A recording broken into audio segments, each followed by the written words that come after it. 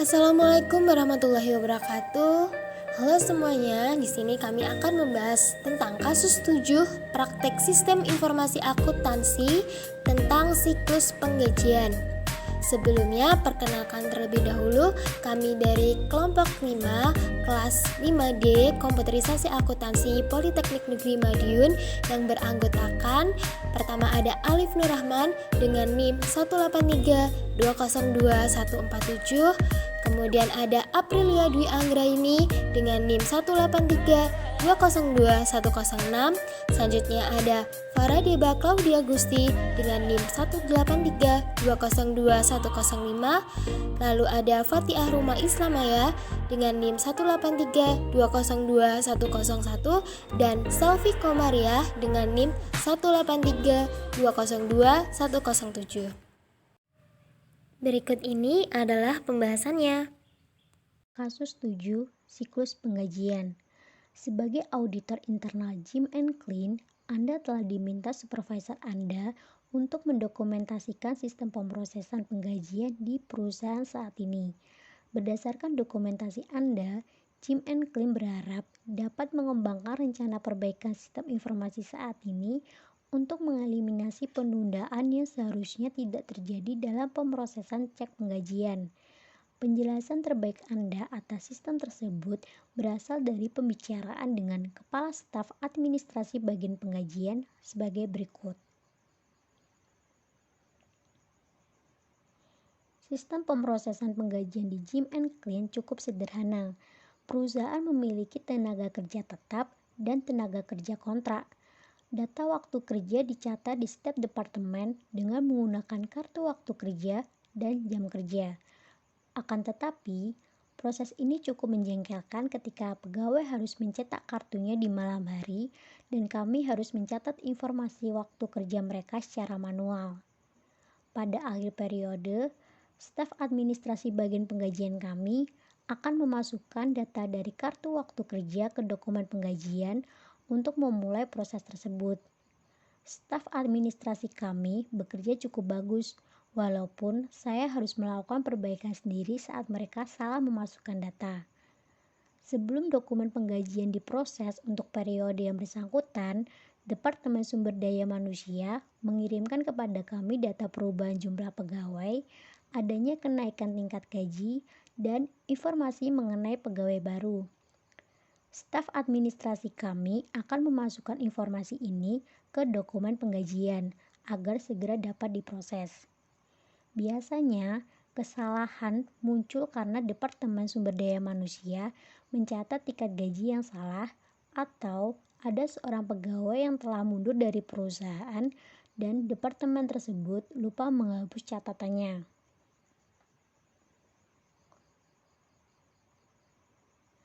Data tersebut selanjutnya akan diproses dan cek penggajian untuk setiap pegawai akan dibuat. Beberapa laporan penting juga dihasilkan untuk pihak manajemen, walaupun saya tidak begitu tahu apa yang mereka lakukan dengan laporan tersebut. Sebagai tambahan, pemerintah mensyaratkan adanya laporan pemotongan pajak secara teratur yang sesuai dengan peraturan pajak terkini untuk tujuan perpajakan. Perusahaan juga memberikan jaminan asuransi pada semua pegawainya, yang mana pembayaran premi asuransinya dipotong dari gaji yang diterima masing-masing pegawai setiap bulannya. Saat ini, sistem menghasilkan laporan-laporan tersebut secara otomatis. Hal ini merupakan kondisi yang baik.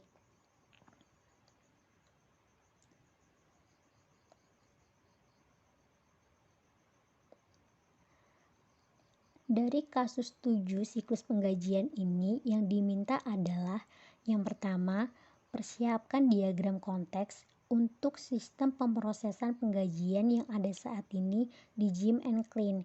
Yang kedua, kembangkan sebuah data flow diagram untuk mendokumentasikan sistem pemrosesan penggajian di Jim and Clean. Yang ketiga, susunlah flowchart untuk sistem penggajian di atas.